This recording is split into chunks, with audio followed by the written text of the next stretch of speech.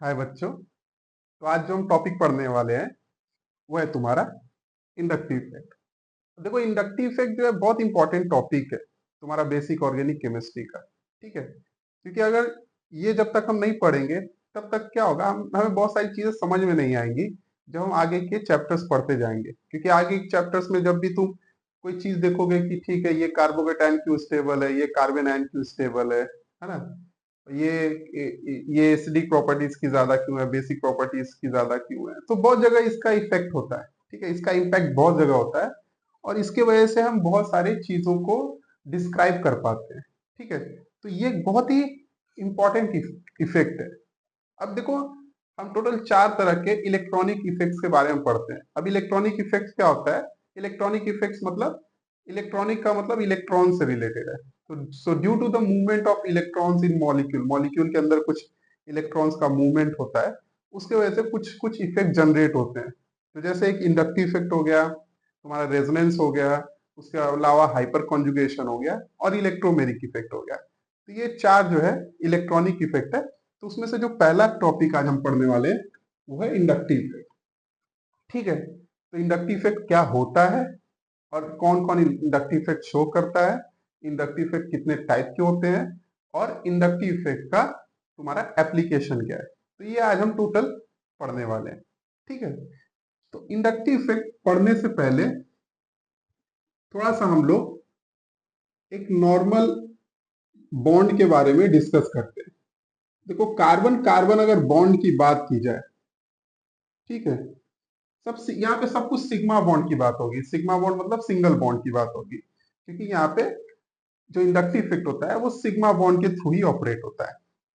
देखो, अगर हम एक नॉर्मल कार्बन कार्बन बॉन्ड की बात करें, ठीक है, तो बॉन्ड कैसे बनता है, ये तुम्हारा जो बॉन्ड है कैसे बना है, ठीक है, ये due to sharing of electron से बना हुआ है।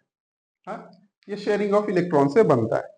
अब जब हम इलेक्ट्रॉन को शेयर करते हैं दो सेम टाइप के एटम, तो हम बोलते हैं यार उनके बीच में इलेक्ट्रोनिगेटिविटी डिफरेंस कैसा है, तो बोलते हैं जो इस कार्बन का इलेक्ट्रोनिगेटिविटी होगा सेम इस कार्बन का भी इलेक्ट्रोनिगेटिविटी है। तो ना तो ये कार्बन अपनी तरफ इलेक्ट्रॉन्स को खींच पाता है, ये इन दोनों इलेक्ट्रॉन्स को, ना तो ये दोनों के बीच में इक्वली शेयर्ड रहते हैं, है ना।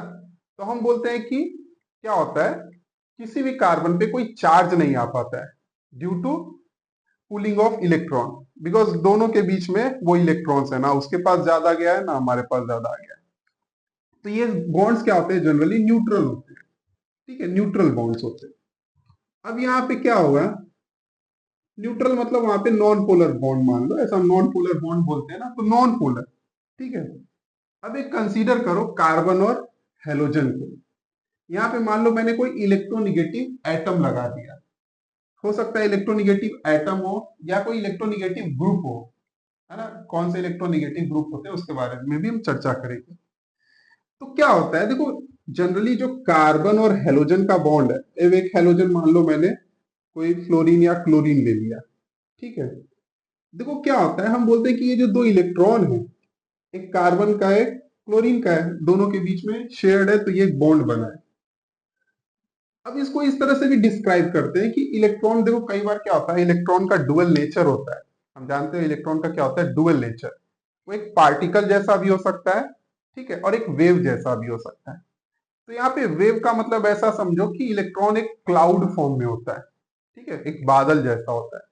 तो यहाँ पे हम ये भी बोल सकते हैं कि यार दो इलेक्ट्रॉन्स का क्लाउड है ना, दो इलेक्ट्रॉन्स का क्या यहाँ पे क्लाउड है in between carbon and chlorine, जो कि इक्वली डिस्ट्रीब्यूटेड होना चाहिए। ये क्या होना चाहिए, इक्वली डिस्ट्रीब्यूटेड होना चाहिए, है। लेकिन यहाँ पे देखो क्या है, क्लोरीन है, क्लोरीन थोड़ा सा इलेक्ट्रोनिगेटिव होता है। इलेक्ट्रोनिगेटिव का मतलब वो जो शेयर्ड पेयर्ड इलेक्ट्रॉन है, शेयर्ड पेयर्ड मतलब ये जो दो इलेक्ट्रॉन जो इनके बीच में शेयर्ड है, पेयर्ड का मतलब दो है इसलिए शेयर्ड पेयर्ड, जो शेयर्ड पेयर्ड इलेक्ट्रॉन्स होता है उसको अपनी तरफ अट्रैक्ट करता है। तो ये क्लोरीन का या बाकी के हेलोजन एटम्स का क्या होता है, प्रॉपर्टी होता है। तो थोड़ी बेईमानी दिखाता है क्लोरीन और बोलता है कि नहीं, इसको हम अपनी तरफ अट्रैक्ट करेंगे। तो ये जो क्लाउड है जो दोनों के बीच में इक्वली शेयर होना चाहिए, उसका थोड़ा नेचर जो है चेंज हो जाता है। वो क्या होता है, क्लोरीन की तरफ थोड़ा ज्यादा शिफ्ट हो जाता है। ठीक है, क्लोरीन की तरफ ज्यादा शिफ्ट हो गया ऐसा। तो ऐसा ये जो चप्पल जैसा शेप है वैसा होता है इलेक्ट्रॉन क्लाउड क्लोरीन की तरफ। ठीक है, क्लोरीन की तरफ थोड़ा ज्यादा शिफ्ट है। अब देखो ज्यादा शिफ्ट होने का ये मतलब नहीं कि दोनों इलेक्ट्रॉन उधर चले जाएंगे। अब अगर दोनों इलेक्ट्रॉन चला गया तो बॉन्ड ही ब्रेक हो जाएगा, राइट। तो ऐसा नहीं होता है, इलेक्ट्रॉन का कुछ पार्ट जो है शिफ्ट हो जाता है, तो उसको बोलते हैं पार्शियल शिफ्टिंग होती है। ठीक है, अब इसके वजह से क्या होता है, अब देखो क्लोरीन के तरफ इलेक्ट्रॉन थोड़ा ज्यादा है, तो क्लोरीन के पास इलेक्ट्रॉन थोड़ा ज्यादा है, तो क्लोरीन के ऊपर थोड़ा सा निगेटिव चार्ज आता है, तो उसको हम लोग डेल्टा निगेटिव बोलते हैं। डेल्टा का मतलब यहाँ पे पार्शियल निगेटिव बोलते हैं, पार्शियल मतलब थोड़ा सा पार्ट उसकी तरफ ज्यादा शिफ्ट हो गया। ठीक है, अब देखो जितना इसकी तरफ जाएगा, इसने जितना ज्यादा लिया, मतलब सामने कार्बन के पास उतना कम हो गया, राइट। अगर मान लो मेरे बीच में और मेरा एक दोस्त है, उसके बीच में हमने बोला यार 100 रुपए मैं देता हूँ, 100 रुपए तुम दे दो, दोनों की पार्टनरशिप करते हैं, तो 200 रुपए की पार्टनरशिप। अब मैं थोड़ा ज्यादा ले लिया उसमें से, है ना। अब उस मेरे पास थोड़ा सा मैंने उससे खींच लिया, तो मैं जितना खींचूंगा मेरे पास जितना ज्यादा आएगा उतना उसके पास कम होता चला जाएगा, राइट। तो अगर इसके पास डेल्टा पॉजिटिव है तो सिमिलरली इसके पास क्या होगा, सॉरी डेल्टा निगेटिव है तो इसके पास डेल्टा पॉजिटिव, क्योंकि इसके पास इलेक्ट्रॉन की थोड़ी कमी हो रही है। क्यों, तो ये मैग्नीट्यूड है वो सेम होता है, मैग्नीट्यूड मतलब जितना ये है उतना ही ये भी रहता है, बस चार्ज अलग अलग हो गया। ठीक है, तो अब देखो जो बॉन्ड हम बोलते थे नॉन पोलर होना चाहिए, नॉन पोलर मतलब किसी के ऊपर कोई चार्ज नहीं है यहाँ पे, बट यहाँ पे देखो दो पोल क्रिएट हो गया। ठीक है, पॉजिटिव पोल निगेटिव पोल, है ना। जैसे कि अर्थ में होता है एक साउथ पोल नॉर्थ पोल, है ना, वैसे यहाँ पे भी एक पोल क्रिएट हो गया पॉजिटिव और निगेटिव का। ठीक है, तो ये बॉन्ड को हम लोग बोलते हैं पोलर बॉन्ड। बॉन्ड क्या हो गया, पोलराइज हो गया। ठीक है, बॉन्ड क्या हो गया, पोलराइज्ड हो गया। तो ये जो पहले न्यूट्रल होना चाहिए था, वो इसकी इलेक्ट्रोनिगेटिविटी की वजह से यहाँ पे निगेटिव चार्ज आ गया और यहाँ पे पॉजिटिव चार्ज आ गया। ठीक है, निगेटिव एंड पॉजिटिव क्यों हुआ, बिकॉज ऑफ इसके इलेक्ट्रोनिगेटिविटी की वजह से। ठीक है, तो ये इलेक्ट्रॉन्स को खींच रहा है, उसको इस तरह से हम लोग शो करते हैं। हाँ, तो ये पोलराइज हो गया। अब देखो इसके पोलराइज होने की वजह से क्या होता है, अब ये देखो इस कार्बन के ऊपर आ गया है positive charge, right, positive charge. तो ये जो दोनों इलेक्ट्रॉन्स हैं, ये दोनों बोलेंगे इलेक्ट्रॉन पे क्या होता है, निगेटिव चार्ज होता है, तो वो निगेटिव चार्ज होगा, वो पॉजिटिव चार्ज से अट्रैक्शन लगेगा उसका, तो वो भी धीरे धीरे धीरे धीरे क्या होगा, इधर शिफ्ट होगा, थोड़ा सा उसकी भी शिफ्टिंग होगी, बट ये उतना ज्यादा नहीं कर पाएगा जितना इसने किया था, राइट।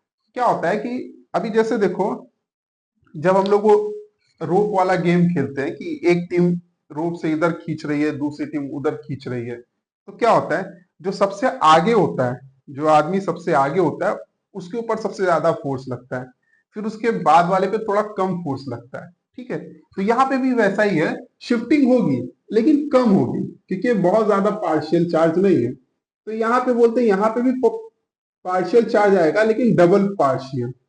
अब डबल पार्शियल का मतलब ये नहीं है कि बहुत ज्यादा, ये पार्शियल से ज्यादा नहीं, जितना डेल्टा लगाते जाते हैं, जितना डेल्टा वो उतना कम होता है, तो delta positive is more than double delta positive, right.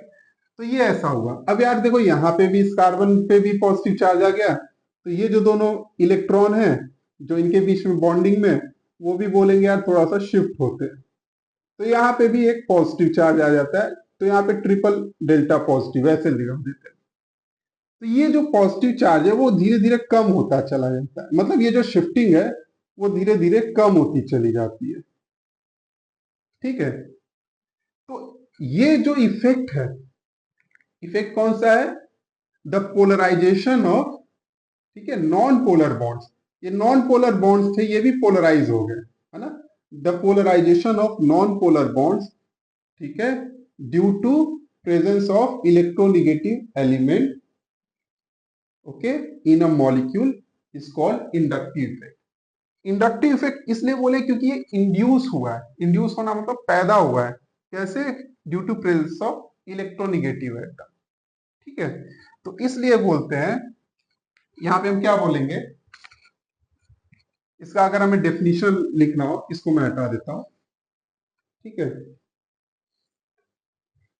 अगर हमें डेफिनेशन लिखना हो तो हम क्या लिखेंगे,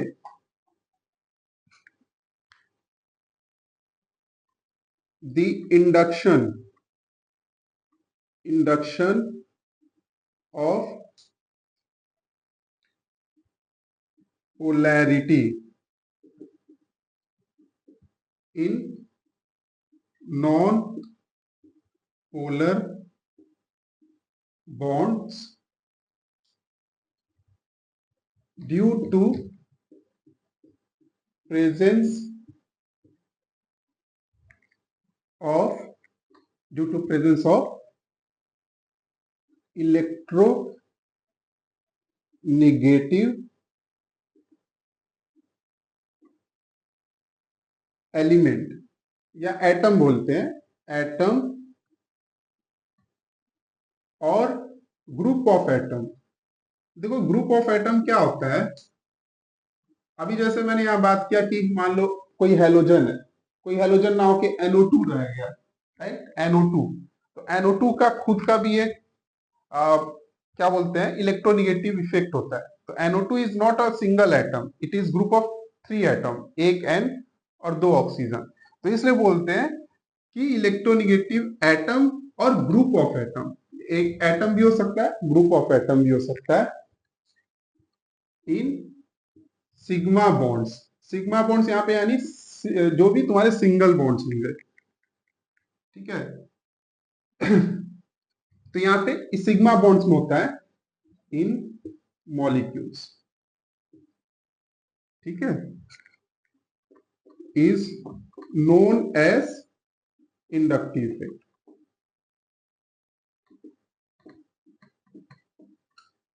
ठीक है, सो ये तुम्हारा एक प्रॉपर डिफिनीशन हो गया। ठीक है, ये क्या हो गया, प्रॉपर डिफिनीशन हो गया। अब इसमें और इंपॉर्टेंट चीज क्या है, अभी देखो एक एक करके एक एक चीज हम लोग इसके बारे में पढ़ते जाएंगे। देखो सबसे पहले जो एक बहुत इंपॉर्टेंट टर्म है वो क्या है, it operates through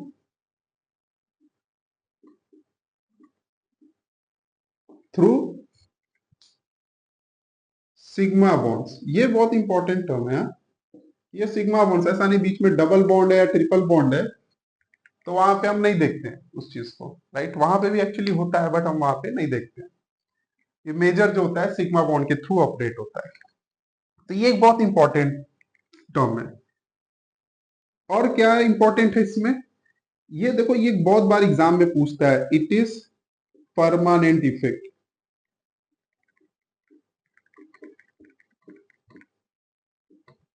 permanent effect क्या है, देखो दो इलेक्ट्रॉनिक इफेक्ट जो मैंने अभी डिस्कस किया 4 टाइप के होते हैं, ठीक है, resonance, electromeric effect, hyper conjugation, inductive effect.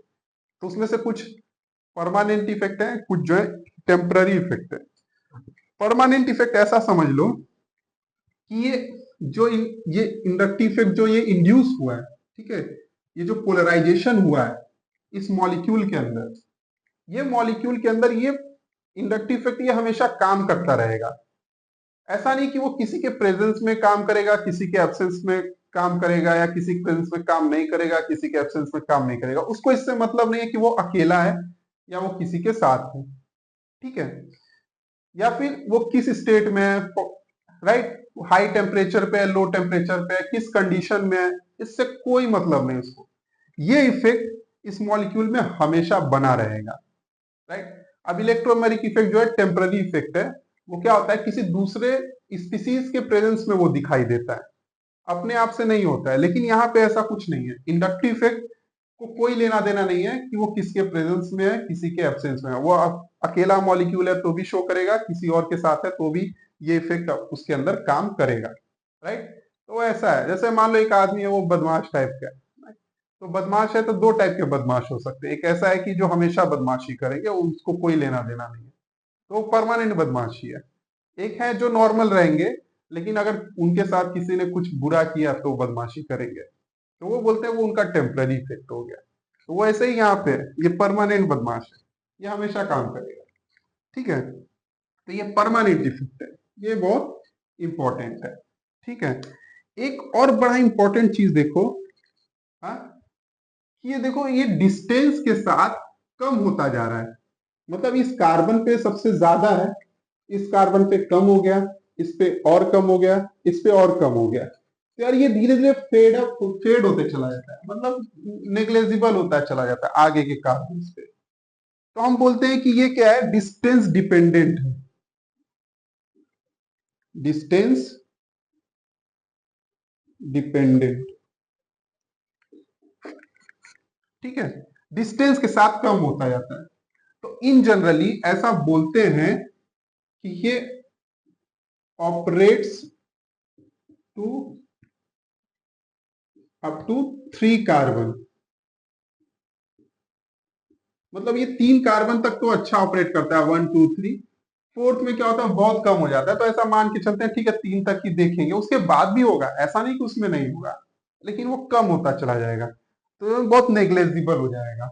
ठीक है, तो ये एक इंपॉर्टेंट चीजें हैं इंडक्टिव इफेक्ट में। तो इसको तुम लोग स्क्रीनशॉट ले लो या नोट डाउन कर लो। ठीक है, इसको मैं हटाता हूं। अब इसके बाद और भी क्या चीजें हैं और इसका एप्लीकेशन क्या है उसके बारे में समझेंगे। ठीक है, चलो, तो इसको मैं रब कर देता हूं। अब देखो यहाँ पे और क्या इंपॉर्टेंट है, एक और इंपॉर्टेंट चीज क्या है, तो अगर ध्यान से देखो तो यहाँ पे इंडक्टिव इफेक्ट दो तरह से हुआ है, दो टाइप से हुआ है। हाँ, अगर तुम हेलोजन को देखो, हेलोजन को, तो ये हेलोजन इलेक्ट्रॉन्स को अपनी तरफ खींच के ये इंडक्टिव इफेक्ट जनरेट कर रहा है। तो इसका तो इंपैक्ट है कि इलेक्ट्रॉन को क्या कर रहा है, अपनी तरफ खींच रहा है, शेयर्ड पेड इलेक्ट्रॉन को अपनी तरफ पुल कर रहा है, पुल करने से वो इंडक्टिव इफेक्ट जनरेट हुआ। लेकिन ये जो तुम्हारे कार्बन है वो डोनेट कर रहे हैं, वो पुश कर रहे हैं कि भाई ठीक है लेके जाओ। तो वो उनके वजह से वो भी अपना काम कर रहे हैं, वो भी साथ दे रहे हैं, कोई खींच रहा है तो ये भी बोल रहे हैं ठीक है ले जाओ। तो दो तरह के इफेक्ट हुए, एक हुआ इलेक्ट्रॉन विड्रॉइंग इंडक्टिव इफेक्ट, और इनका बोलेंगे इलेक्ट्रॉन डोनेटिंग इंडक्टिव इफेक्ट। ये दो टाइप के हुए, एक इलेक्ट्रॉन विड्रॉइंग इंडक्टिव इफेक्ट और एक इलेक्ट्रॉन डोनेटिंग इंडक्टिव इफेक्ट। ठीक है, तो यहां पे टू टाइप्स ऑफ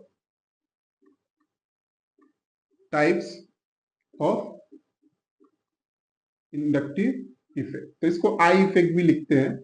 ठीक है, एक है, पहले पढ़ते हैं minus I effect, minus I effect. तो माइनस आई इफेक्ट बोले तो इलेक्ट्रॉन इलेक्ट्रॉन विदड्रॉइंग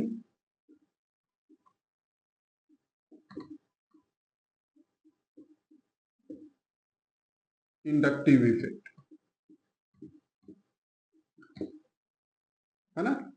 तो ये कौन शो कर रहा है, ये वही शो करेगा जिसका कि इलेक्ट्रोनिगेटिविटी ज्यादा होगा कंपेयर टू कार्बन जो होंगे यहाँ पे, जो सिग्मा बॉन्डेड कार्बन होंगे, तो ये उनसे खींच सकता है और ये क्या होता है, जनरेट हो सकता है। ठीक है, तो एक तो ये चीज याद रखो कि ठीक है भाई, जिसका माइनस आई इफेक्ट वो शो करेगा जिसका इलेक्ट्रोनिगेटिविटी बहुत ज्यादा होगा। तो एक कौन कौन से वो ग्रुप हैं या एटम है जो इंडक्टिव इफेक्ट शो करते हैं, उसका हम एक ऑर्डर लिखेंगे। ऑर्डर ये बताएगा किसका ज्यादा होगा किसका कम होगा। तो यहाँ पे दोनों चीजें एक साथ कवर हो जाएंगी। क्या, एक पहला कि कौन कौन शो करता है और किस ऑर्डर में, मतलब कौन ज्यादा शो करेगा कौन कम शो करेगा। तो एक डिक्रीजिंग ऑर्डर में हम उसको लिखेंगे। तो देखो सबसे पहले ये है तुम्हारा NH3+। देखो NH3+, ये कहां से आया, जैसे कि मान लो कोई NH2 ग्रुप है, हाँ कोई NH2 ग्रुप है, तो यहाँ पे इसके पास लोन पेयर है नाइट्रोजन के पास। अब उसने कुछ प्रोटॉन एक्सेप्ट कर लिया, तो प्रोटॉन एक्सेप्ट कर लिया मतलब ये बेस की तरह काम करता है, बेस वो होता है जो प्रोटॉन एक्सेप्ट करता है। तो ये बन गया NH3+। प्लस। अब ये प्लस होने की वजह से क्या होता है ना, प्लस क्यों बना, क्योंकि उसने अपना दोनों इलेक्ट्रॉन इस प्रोटॉन को दिया उसके साथ बॉन्ड बनाने के लिए, कोऑर्डिनेट बॉन्ड बनाए, तो NH2 से NH3 हो गया, लेकिन नाइट्रोजन ने दिया वो इलेक्ट्रॉन, इसलिए उसके ऊपर, ठीक है, उसको दे के शेयर किया, उसके ऊपर पॉजिटिव चार्ज आ गया। तो ये बहुत ज्यादा पॉजिटिव चार्ज आने की वजह से क्या होता है कि अब ये इलेक्ट्रॉन देगा ना, इसको इलेक्ट्रॉन चाहिए होता है कि भाई मेरे को इलेक्ट्रॉन दो, क्योंकि मैंने दिया है किसी को, मेरे पे पॉजिटिव चार्ज आ गया है, ठीक है, तो अब मुझे वो पॉजिटिव चार्ज खत्म करने के लिए मेरे को इलेक्ट्रॉन कहीं से चाहिए, क्योंकि इलेक्ट्रॉन आएगा तो निगेटिव चार्ज आएगा, तो पॉजिटिव है तो निगेटिव से उसको न्यूट्रलाइज करने की कोशिश करेगा। इसलिए बोलते हैं कि ये NH3 का बहुत ज्यादा क्या होता है, इंडक्टिव इफेक्ट होता है, सबसे ज्यादा होता है। ठीक है, अब देखो क्या है, अलग अलग बुक में जाओगे, अलग अलग वेबसाइट पे जाओगे, तो बहुत डिफरेंट डिफरेंट चीजें देखनी, कहीं पे ऑर्डर कुछ और दिया है, कहीं पे ऑर्डर कुछ और दिया है। ठीक है, तो मैंने एक जो मेन बुक है एक जगदम्बा सिंह से, वहां से उठाया है, जो कि जनरली कॉमन है दूसरे बुक से, तो वहां से उठाया है। ठीक है, तो एक ये NH3+, उसके बाद जो आता है, जो तुम्हें सबसे ज्यादा दिखने वाला है, वो है NO2। NO2 तुम्हें भर भर के दिखाई देगा। ठीक है, तो NO2 का माइनस आई इफेक्ट बहुत होता है, क्यों, क्योंकि देखो नाइट्रोजन इज ऑलरेडी इलेक्ट्रोनिगेटिव है, और साथ में दो ऑक्सीजन है वो भी इलेक्ट्रोनिगेटिव है, तो तीनों मिलके NO2, एक नाइट्रोजन और दो ऑक्सीजन मिलके बहुत ज्यादा इलेक्ट्रॉन को विड्रॉ करेंगे, तो इस वजह से इनका बहुत ज्यादा है। इसके बाद हम तीसरा आते हैं, तीसरा है तुम्हारा CN। अब देखो CN में क्या है, C ट्रिपल बॉन्ड N। देखो ये जो कार्बन है, दैट इज कार्बन का अगर मैं पूछूं हाइब्रिडाइजेशन क्या है, तो ये इसका हाइब्रिडाइजेशन है sp। अब sp हाइब्रिडाइज जो कार्बन होते हैं वो बहुत ज्यादा इलेक्ट्रोनिगेटिव होते हैं। ठीक है, बहुत ज्यादा, ये क्यों, क्योंकि हमने ये पिछले टॉपिक में पढ़ा था जब हम लोग वहां पे स्ट्रक्चर ऑफ ऑर्गेनिक कंपाउंड्स पढ़ रहे थे। तो ये sp हाइब्रिडाइज कार्बन है, ये इलेक्ट्रोनिगेटिव तो है ही, साथ में ये नाइट्रोजन भी इलेक्ट्रोनिगेटिव। ठीक है, तो ओवरऑल मिलके ये जो साइनो ग्रुप हो जाता है, ठीक है, ये जो नाइट्राइल ग्रुप होता है वो बहुत ज्यादा तुम्हारा माइनस आई इफेक्ट शो करता है। ठीक है, अब इसके बाद क्या आते हैं, एक है तुम्हारा SO3H, सल्फोनिक एसिड। अब सल्फोनिक एसिड में क्या है, देखो यहाँ पे,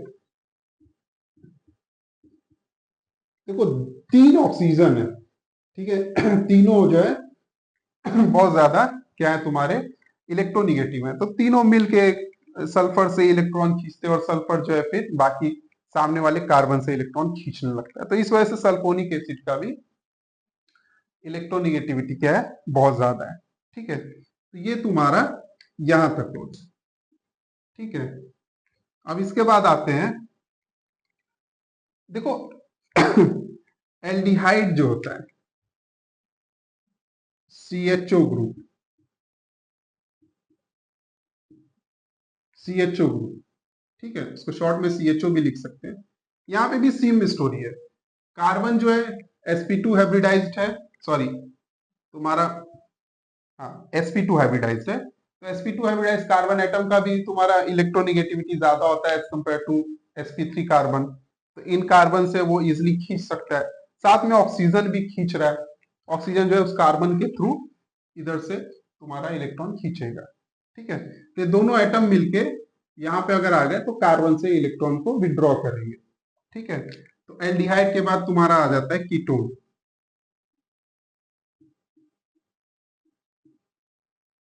कीटोन, ठीक है, कीटोन का भी अच्छा खासा, क्योंकि सेम स्टोरी है, यहाँ पे भी कार्बन है और ऑक्सीजन है, ये भी इलेक्ट्रोनिगेटिव है क्योंकि sp2 है, और ये तुम्हारा ऑक्सीजन जो है वो भी तुम्हारा इलेक्ट्रोनिगेटिव है एज कम्पेयर टू कार्बन।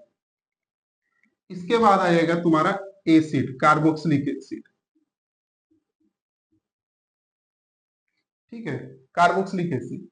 अब यहाँ पे देखो, अगर कोई पूछे कि भाई यहाँ पे तो दो ऑक्सीजन है, एक ऑक्सीजन है, यहाँ पे भी एक ही ऑक्सीजन है, यहाँ पे तो दो हो गए, हाँ, तो ये जो पूरा ग्रुप है इसका तो इनसे ज्यादा होना चाहिए था, बट वहां पे एक दूसरा इफेक्ट काम करने लगता है, रेजोनेंस की वजह से क्या होता है, थोड़ा चीजें चेंज हो जाती है, तो ये जो कार्बन है इतना ज्यादा इलेक्ट्रोनिगेटिव नहीं रह जाता है एज कम्पेयर टू ये दोनों कार्बन के, क्योंकि यहाँ पे ऑक्सीजन का एक रेजोनेंस इफेक्ट लगता है, उसको हम लोग बाद में देखेंगे जब हम लोग रेजोनेंस पढ़ेंगे।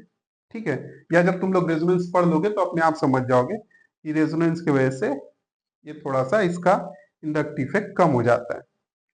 ठीक है, अब इसके बाद नेक्स्ट आते हैं।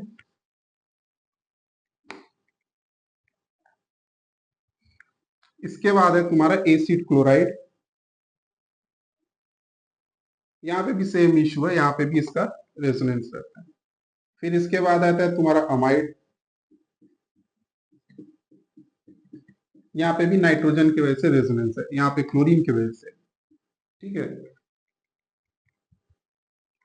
इसके बाद एक्चुअली एस्टर है, OCH3। उसके बाद है तुम्हारा अमाइड। एंड देन इसके बाद देखो, अब ये बहुत इजी है। अगर मैं पूछूं फ्लोरीन, क्लोरीन, ब्रोमीन, आयोडीन, तो भाई जो जिसका ज्यादा इलेक्ट्रोनिगेटिविटी उसका माइनस का इफेक्ट उतना ज्यादा। तो अगर फ्लोरीन, क्लोरीन, ब्रोमीन, आयोडीन में देखें तो fluorine, then chlorine, then bromine and then iodine, ये ऐसा रहे। ठीक है, उसके बाद देखो जो तुम्हारा ऑक्सीजन है, अगर अकेले ऑक्सीजन है यानी कि OH फॉर्म में, OH का भी एक तुम्हारा माइनस का इफेक्ट है। एंड देन उसके बाद क्या है,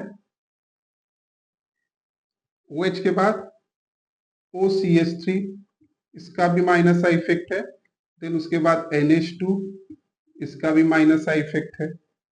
ठीक है, तो ये हो गया। अब इसके बाद देखो क्या होता है, C ट्रिपल बॉन्ड CH, इसका भी माइनस का इफेक्ट है। क्यों? क्योंकि कार्बन जो sp हाइब्रिडाइज्ड कार्बन है, ठीक है, जो जिसका की इलेक्ट्रोनेगेटिविटी ज्यादा होता है। एंड देन उसके बाद अगर पीएच ग्रुप, पीएच ग्रुप क्या है, पीएच ग्रुप मतलब ये ग्रुप, अगर मान लो ये वाला ग्रुप, ठीक है, अगर ये कार्बन पे लगा हुआ है, देखो यहाँ पे ये सारे कार्बन sp2 हाइब्रिडाइज्ड है, तो sp2 हाइब्रिडेशन की वजह से सबकी इलेक्ट्रोनेगेटिविटी ज्यादा हो गई, तो सब यहाँ से कार्बन से क्या करेंगे, इलेक्ट्रॉन्स को खींचेंगे, राइट।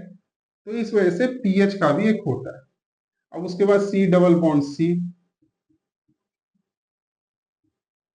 यहाँ पे भी, अब इन दोनों में देखा जाए तो यहाँ पे क्या sp है, ज्यादा इलेक्ट्रोनिगेटिव है एज कंपेयर टू तुम्हारा sp2।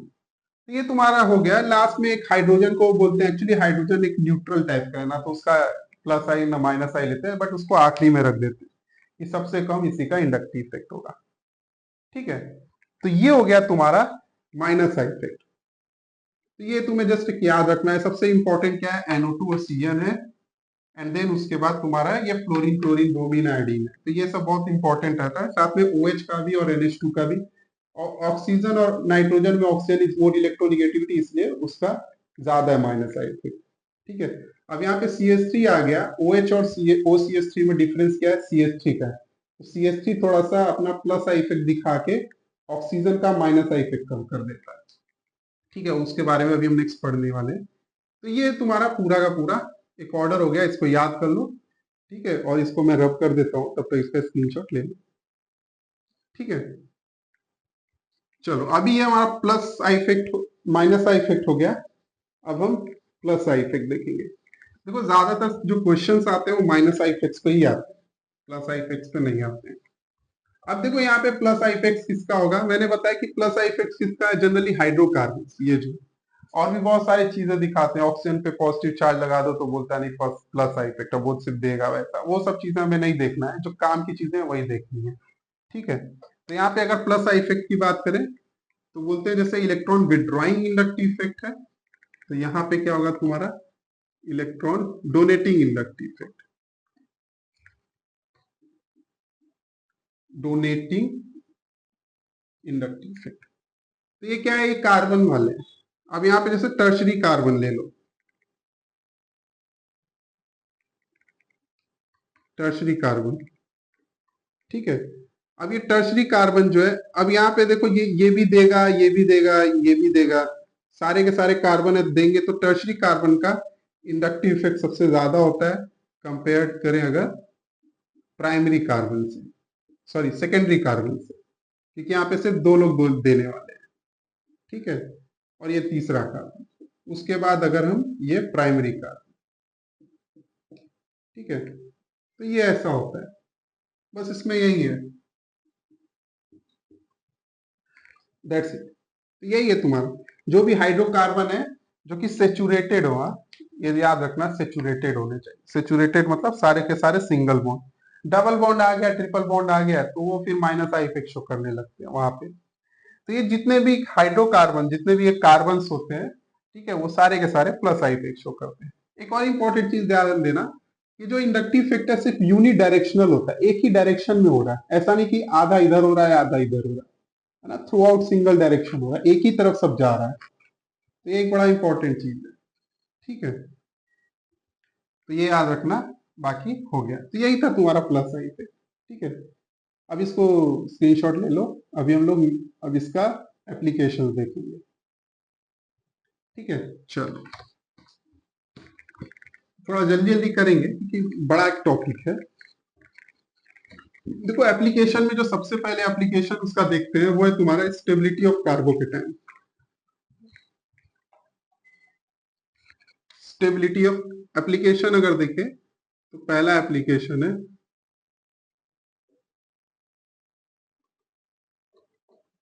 पहला जो है वो है तुम्हारा स्टेबिलिटी ऑफ कार्बोकेटाइन, ठीक है। इसको कार्बोनियम आयन भी बोलते हैं, जो हमने पिछले लेक्चर्स में डिस्कस किया। देखो स्टेबिलिटी ऑफ कार्बोकेटाइन मतलब यहाँ पे हम प्राइमरी सेकेंडरी और टर्शरी के बीच में देखते हैं। अब देखो ये इससे मान लो मेरे पास एक तुम्हारा प्राइमरी कार्बोकेटाइन है CH3CH2 प्लस। यहां से हम डिस्कस करेंगे, बाकी हम फिर अपने आप समझ जाएंगे।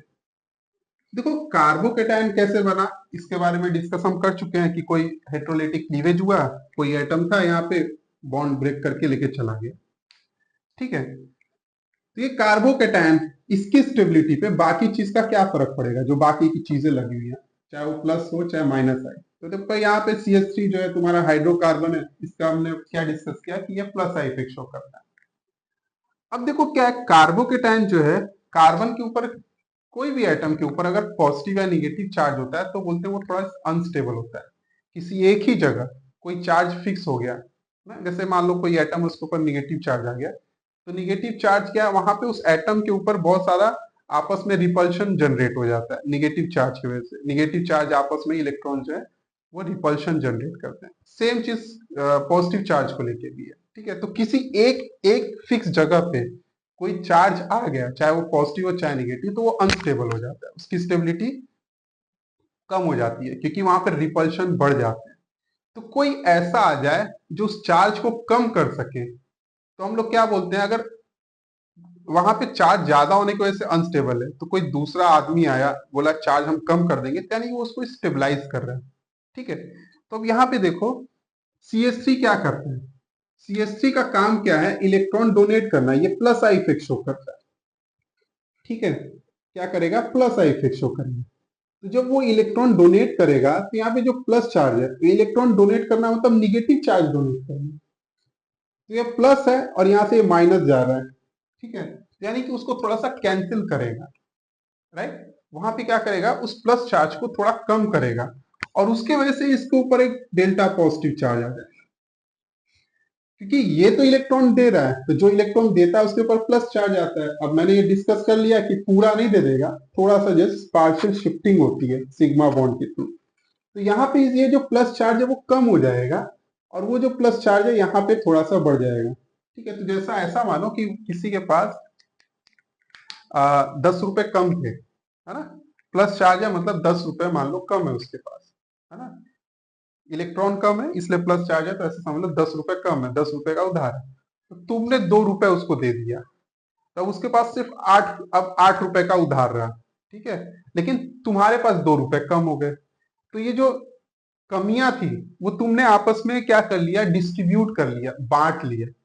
तो अभी एक जो चार्ज जो एक जगह फिक्स था सिर्फ कार्बन के ऊपर, अब वो डिस्पर्स हो गया मॉलिक्यूल में, तो अब चार्ज सिर्फ एक ही जगह नहीं है, थोड़ा फैल गए। अब जब फैल गया तो रिपल्शन भी क्या हो गया, कम हो गया। एक ही जगह अब चार्ज नहीं है, एक ही जगह रहता तो बहुत रिपल्शन, लेकिन अब मॉलिक्यूल में डिस्पर्स हो गया, तो इसका मतलब रिपल्शन भी कम हो गया। अब रिपल्शन कम होने का मतलब स्टेबिलिटी बढ़ गई। तो इसका मतलब कि इसने क्या किया, इस कार्बोकेटायन को स्टेबलाइज किया। तो जो पहला जो हमने पढ़ा वो क्या पढ़ा किया, प्लस आई होगा, प्लस आई बढ़ेगा, तो हम क्या बोलेंगे, स्टेबिलिटी जो है, स्टेबिलिटी, स्टेबिलिटी ऑफ कार्बोकेटायन वो भी बढ़ जाती है। अब जैसे यहाँ पे ऐसा हो गया, अब यहाँ पे जैसे मान लो मेरे पास ये सेकेंडरी कार्बोकेटायन आ गया, प्राइमरी जिसमें सिर्फ एक ही कार्बन से वो अटैच था कार्बोकेटायन, जिसके ऊपर पॉजिटिव चार्ज है, वो एक ही कार्बन से अटैच्ड है तो प्राइमरी, दो कार्बन से अटैच्ड है तो सेकेंडरी। अब देखो यहाँ पे पॉजिटिव चार्ज है तो ये उसको डोनेट करके अपने ऊपर ले रहा है और ये भी डोनेट कर रहा है, तो ये भी अपने ऊपर ले रहा है, तो इसका मतलब ये जो पॉजिटिव चार्ज है ये और भी थोड़ा कम हो जाएगा, क्योंकि दोनों तरफ डोनेट कर रहे हैं, दोनों इलेक्ट्रॉन डोनेट कर रहे हैं, तो पॉजिटिव चार्ज को न्यूट्रलाइज कर रहे हैं। इलेक्ट्रॉन डोनेट करना मतलब निगेटिव चार्ज देना, तो पॉजिटिव है निगेटिव दे रहा है तो थोड़ा सा कम कर रहे हैं, तो वहां पे तो कम कर लिए, लेकिन इनके ऊपर खुद आ गया वो पॉजिटिव चार्ज। इसका मतलब जो एक पॉजिटिव चार्ज जो सिर्फ इस कार्बन पे था, अब वो 3 कार्बन के बीच में डिस्ट्रीब्यूट हो गया, तो और ज्यादा डिस्ट्रीब्यूशन बढ़ गया, तो और डिस्ट्रीब्यूशन बढ़ गया और फैल गया, तो यार और रिपल्शन कम हो गया, तो इसलिए इसकी स्टेबिलिटी क्या हो गई, बढ़ गई। तो देखो यहाँ पे सिर्फ एक प्लस आई इफेक्ट है, यहाँ पे दोनों प्लस आई, यानी प्लस आई इफेक्ट बढ़ रहा है। तो अब वही अगर टर्शरी आ गया तो ये हो गया तुम्हारा टर्शरी। अगर टर्शरी में तो यार तीनों तरफ से दे रहे हैं, ठीक है, ये भी दे रहा है, ये भी दे रहा है, ये भी दे रहा है, तो तीनों के ऊपर पॉजिटिव चार्ज आ रहा है, और ये जो पॉजिटिव चार्ज है ये बहुत कम हो जाएगा, है ना। अब ज्यादा और भी ज्यादा सब चार लोग के बीच में डिस्ट्रीब्यूशन हो गया, इन चारों के बीच में, तो जितना ज्यादा डिस्ट्रीब्यूशन उतना कम क्या बोलते हैं रिपल्शन, और जितना कम रिपल्शन उतनी ज्यादा स्टेबिलिटी। तो ये हुआ कि प्लस आई इफेक्ट बढ़ता जा रहा है, एक CH3 का प्लस आई, यहाँ पे 2 CH3 के प्लस आई, यहाँ पे 3 CH3 के प्लस आई, तो जैसे जैसे प्लस आई इफेक्ट बढ़ता है स्टेबिलिटी ऑफ कार्बोकेटायन वो भी बढ़ता है। तो सबसे लेस स्टेबल होता है यहाँ पे मिथाइल कार्बोकेटायन, जिसमें कोई भी प्लस आई इफेक्ट नहीं है, ठीक है, यहाँ पे कोई भी प्लस आई इफेक्ट नहीं है, तो यहाँ पे क्या हो रहा है, प्लस आई इफेक्ट बढ़ रहा है, इसलिए स्टेबिलिटी क्या है, वो भी बढ़ रही है। तो जब बोलते हैं कि tertiary carbocation is more stable compare to secondary which is more stable compare to primary and then methyl, तो ये तुम्हारा प्राइमरी, ये सेकेंडरी, और ये टर्शरी, और ये तुम्हारा मिथाइल, तो ये हो गया तुम्हारा स्टेबिलिटी ऑर्डर। तो प्राइमरी सेकेंडरी टर्शरी कार्बोकेटायन का जो स्टेबिलिटी ऑर्डर है वो एक तो इंडक्टिव इफेक्ट की वजह से आता है, दूसरा हाइपर कॉन्जुगेशन की वजह से, तो हाइपर कॉन्जुगेशन जब पढ़ेंगे तो वहां पे भी डिस्कस करेंगे। तो ये लिख लो, ये हो गया तुम्हारा स्टेबिलिटी ऑफ कार्बोकेटायन। इस पे हमने क्या देखा, प्लस आई इफेक्ट की वजह से देखा, जिसको स्क्रीनशॉट ले ले, इसको रब करता हूं मैं। अब माइनस आई इफेक्ट का क्या होगा उसको भी देखते हैं, ठीक है, या इसी में हम लोग कंटिन्यू कर सकते हैं। अब जैसे मान लो मेरे पास क्या है, CH3 प्लस, ठीक है, यहाँ पे मान लो मेरे पास यहाँ पे क्लोरीन लगा दिया मैंने, ठीक है, और यहाँ पे CH3 CH2 प्लस, ठीक है। देखो दोनों में डिफरेंस क्या है, बस यहाँ पे एक एक्स्ट्रा क्लोरीन है, बाकी यहाँ पे भी एक कार्बन है, यहाँ पे भी एक कार्बन है कार्बोकेटायन से अटैच्ड, तो जो इसका इंपैक्ट होगा यहाँ पे इसका भी इंपैक्ट होगा, तो हम इसके बारे में डिस्कस नहीं करेंगे क्योंकि दोनों जगह सेम ही है। देखो प्रॉब्लम क्या है, क्लोरीन क्या बोलेगा कि यार इलेक्ट्रॉन मुझे दो, तो जब इससे इलेक्ट्रॉन खींचेगा तो यहाँ पे प्लस चार्ज आएगा, तो ये इससे इलेक्ट्रॉन खींचना शुरू कर देगा, है ना, यहाँ पे ऐसा हो जाएगा। तो यार देखो प्लस चार्ज है क्योंकि इलेक्ट्रॉन की कमी है ना, मान लो ये +1 चार्ज है तो इलेक्ट्रॉन की कमी है। अब तुम और भी इलेक्ट्रॉन ले रहे हो, और भी इलेक्ट्रॉन ले रहे हो, तो +1 चार्ज पहले ही से था, और इलेक्ट्रॉन लेके वो +1 से ज्यादा कर रहे हो, तो इसका मतलब यहाँ पे +1 से ज्यादा चार्ज आ जाएगा, तो चार्ज पहले ही था और भी ज्यादा बढ़ गया। अब और ज्यादा प्लस चार्ज एक ही जगह एक ही सेंटर पे बढ़ गया, तो हम क्या बोलेंगे, यहाँ पे रिपल्शन बढ़ जाएगा। वो पहले ही परेशान था तुमने, क्योंकि उसके ऊपर +1 चार्ज था और इंडक्टिव इफेक्ट से और भी इलेक्ट्रॉन खींच रहे हो, ताकि और वो पॉजिटिव चार्ज बढ़ता जाए, तो और ज्यादा अनस्टेबल होता चला जाएगा, ठीक है। तो हम यहाँ पे ये बोल सकते हैं कि माइनस आई बढ़ता है तो स्टेबिलिटी ऑफ कार्बोकेटाइन घटती है। तो ये याद रखने का बहुत सही तरीका है, प्लस प्लस, है ना, प्लस आई तो कार्बोकेटाइन पे प्लस चार्ज होता है, तो ऐसा याद रख सकते हो कि प्लस आई कार्बोकेटाइन को स्टेबिलिटी बढ़ाता है। तो इस तरह से हम उसको याद रख सकते हैं। तो ये हो गया तुम्हारा इंडक्टिव इफेक्ट का इम्पैक्ट इन कार्बोकेटाइन। अब हम इसके बाद पढ़ेंगे कार्बन आयन, तो इसको स्क्रीनशॉट ले लो। ठीक, अभी नेक्स्ट पे जाते हैं। अब हम पढ़ने वाले stability of carbon ion.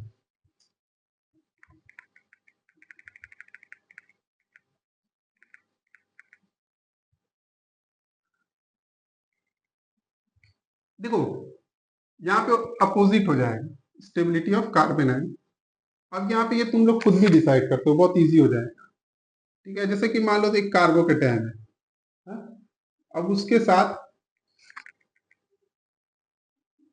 CH2, ठीक है, अब उसके साथ कोई एटम लगा हुआ है या ग्रुप ऑफ एटम लगा हुआ है जिसका जो है तुम्हारा, सॉरी हम कार्बन आयन के बारे में पढ़ने वाले, कार्बन आयन, ये मान लो कार्बन आयन है CH2 और यहाँ है CH3, ठीक है।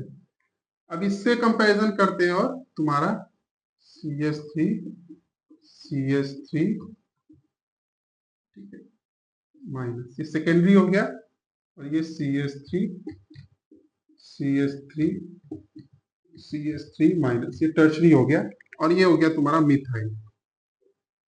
कंपैरिजन करते हैं, पहले इसको देखो, निगेटिव चार्ज है क्योंकि इलेक्ट्रॉन इसके पास ऑलरेडी ज्यादा है, तो वहां पे बहुत रिपल्शन है, इस सेंटर पे बहुत ज्यादा रिपल्शन है इस कार्बन के ऊपर, क्योंकि बहुत ज्यादा वहां पे निगेटिव चार्ज है। निगेटिव चार्ज का आपस में इलेक्ट्रॉन इलेक्ट्रॉन्स का रिपल्शन लगेगा। अब ये कार्बन जो है और ज्यादा इलेक्ट्रॉन दे रहा है क्योंकि इसका क्या है, प्लस आई इफेक्ट है, राइट, इसका प्लस आई इफेक्ट होता है CH3 का। तो जब ये और ज्यादा इलेक्ट्रॉन देगा तो निगेटिव चार्ज ऑलरेडी है, इलेक्ट्रॉन देना मतलब कि वहां पे निगेटिव चार्ज देना, तो ये निगेटिव चार्ज बढ़ने लगेगा। तो जब बढ़ेगा, जितना ज्यादा निगेटिव चार्ज, पता है जितना ज्यादा निगेटिव चार्ज है, जितना ज्यादा पॉजिटिव चार्ज, उतना ज्यादा रिपल्शन बढ़ता है, और रिपल्शन बढ़ना मतलब स्टेबिलिटी कम हो जाना। तो हम बोलते हैं कि स्टेबिलिटी इसकी कम हो गई because of this plus I effect. यहाँ पे दो लोग हैं, ये भी दे रहा है, ये भी दे रहा है, तो ये निगेटिव चार्ज बढ़ा रहा है इस कार्बन के ऊपर, ये भी बढ़ा रहा है, पहले से निगेटिव चार्ज है, दोनों बढ़ा रहे हैं, राइट। तो इसलिए बोलते हैं कि यहाँ पे निगेटिव चार्ज और भी बढ़ गया इन दोनों प्लस आई की वजह से, तो ये और ज्यादा अनस्टेबल हो गया। यहाँ पे तो एक ही आदमी दे रहा था, यहाँ दो दो आदमी देने लगे, जिसकी वजह से बहुत ज्यादा निगेटिव चार्ज बढ़ा। अब यहाँ पे तीन तीन लोग दे रहे हैं, तीनों मिलके इसको और भी ज्यादा निगेटिव कर रहे हैं, और ज्यादा निगेटिव करने की वजह से और ज्यादा रिपल्शन हो रहा है। तो ये तुम्हारा स्टेबिलिटी ऑर्डर हो जाएगा। कौन सबसे ज्यादा स्टेबल, फिर ये हो जाएगा तुम्हारा मिथाइल, क्योंकि यहाँ पे कोई प्लस आई इफेक्ट नहीं है जो उसकी स्टेबिलिटी को घटा है। फिर उसके बाद ये रहेगा, देन ये, तो यहाँ पे methyl, then primary, then secondary, and then tertiary. एकदम अपोजिट है कार्बोकेटाइन में। कार्बोकेटाइन में टर्शरी सबसे ज्यादा स्टेबल होता है, लेकिन यहाँ पे तुम्हारा मिथाइल टर्शरी सबसे कम स्टेबल होता है, सबसे ज्यादा अनस्टेबल हो जाता है। तो वहां मिथाइल सबसे ज्यादा, सबसे कम स्टेबल, यहाँ पे सबसे ज्यादा स्टेबल। तो ये हो गया तुम्हारा, बोलते हैं कि प्लस आई जितना बढ़ेगा स्टेबिलिटी ऑफ कार्बन आयन जो है वो तुम्हारा डिक्रीज होगा। एक तो ये रखो, ठीक है, ये हो गया। अब अगर हम देखते हैं कि माइनस आई इफेक्ट का क्या इफेक्ट होता है, ये तो प्लस आई का देखे, ठीक है, माइनस आई इफेक्ट का क्या होगा। देखो जैसे कि मान लो कार्बन है, निगेटिव चार्ज है, ठीक है, और यहां पे एक है जहां पे कोई माइनस आई इफेक्ट शो कर रहा है, जैसे कि मान लो मैं यहाँ पे क्लोरीन ले लिया, ठीक है। अब यहाँ पे देखो क्या हो रहा है कि यहाँ पे एक कार्बन है एक्स्ट्रा, यहाँ पे भी कार्बन है, तो दोनों का इम्पैक्ट सेम होगा, उससे हमें कोई लेना देना नहीं। डिफरेंस क्या है, यहाँ पे क्लोरीन आ गया, तो क्लोरीन क्या करेगा, राइट। क्लोरीन देखो इलेक्ट्रॉन्स को क्या करेगा, अपनी तरफ खींचेगा। क्लोरीन क्या करेगा, इलेक्ट्रॉन्स को अपनी तरफ खींचेगा। तो खींचने की वजह से यहाँ पे जो निगेटिव चार्ज है वो डिक्रीज होगा। CH2 पे निगेटिव चार्ज डिक्रीज होना शुरू हो जाएगा, और वो अपने तरफ क्लोरीन खींच रहा है तो क्लोरीन पे निगेटिव चार्ज आएगा। यानी जो माइनस आई इफेक्ट वाला है वो इलेक्ट्रॉन को खींच के इस निगेटिव चार्ज को कम कर देगा। तो कम कर देगा, यहाँ कम हो गया, यहाँ थोड़ा सा आ गया, मतलब ये निगेटिव चार्ज डिस्पर्स हो गया। अभी ये सिर्फ एक एटम के ऊपर नहीं है, दो दो एटम के ऊपर आ गया, ठीक है, या मॉलिक्यूल में डिस्पर्स हो गए।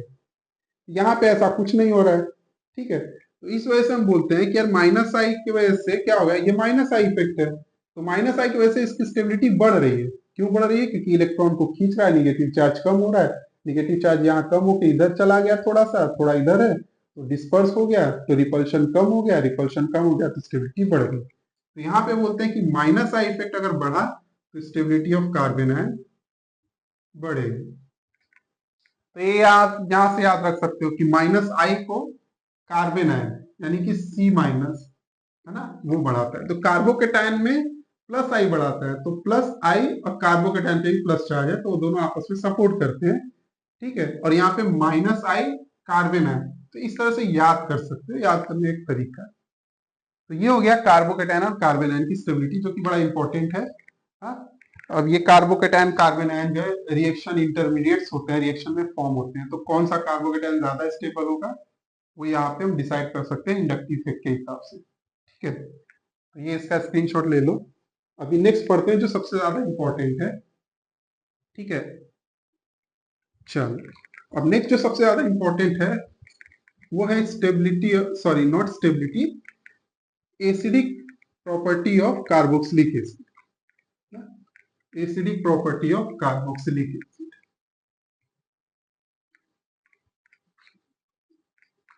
तो तीसरा हो गया,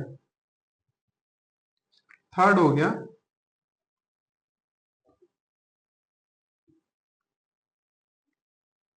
acidic property of carboxylic acid. अब देखो acidic property of carboxylic acid, इसका मतलब क्या है। से कोई एक मैंने कार्बोक्सिलिक एसिड ड्रॉ किया, RCOOH, ये क्या होता है, carboxylic acid acidic nature show करता है, मतलब कि वो प्रोटॉन को रिलीज करता है। इसके पास जो ये H है उसको रिलीज करता है। बट इसमें एक ट्रिक क्या है, ये रिएक्शन रिवर्सिबल होता है। मतलब जब ये दे रहा है तो वापस एक्सेप्ट भी कर रहा है। ये बहुत ज्यादा एसिडिक नहीं होता है। हम कार्बोक्सिलिक एसिड भले बोलते हैं, लेकिन जो ऑर्गेनिक एसिड होते हैं वो बहुत ज्यादा एसिडिक प्रॉपर्टी उसका नहीं होता है, एक्सेप्ट दो चार को छोड़ दो, फॉर्मिक एसिड वगैरह। तो बोलते हैं कि ये देता तो है साथ में लेता भी है, तो ऐसा चलता रहता है, ठीक है। तो इंडक्टिव इफेक्ट जो होगा, प्लस आई इफेक्ट या माइनस आई इफेक्ट, उसका क्या इंपैक्ट पड़ेगा इसकी एसिडिक प्रॉपर्टी पे, ये जो तुम्हारा कार्बोक्सिलिक एसिड है, उसको यहाँ पे समझने के लिए पहले हम क्या करते हैं, इसको समझने की कोशिश करते हैं। ये बहुत इंपॉर्टेंट है, ठीक है। देखो हम क्या बोलते हैं कि जब ये H प्लस रिलीज किया, ठीक है, तो कार्बोक्सिलेट आयन बना, इसको कार्बोक्सिलेट आयन बोलते हैं, ठीक है, कार्बोक्सिलेट आयन। अब देखो मैंने ये बोला कि रिएक्शन रिवर्सिबल भी है, यानी पीछे भी जा रहा है। इसका मतलब यहाँ पे कार्बोक्सिलेट आयन क्या कर रहा है, उस H प्लस को वापस एक्सेप्ट करके इसमें कन्वर्ट हो रहा है। तो ये H प्लस को एक्सेप्ट कर रहा है कार्बोक्सिलेट आयन, तब ये वापस इसमें कन्वर्ट हो रहा है, रिवर्सिबल रिएक्शन में ये है।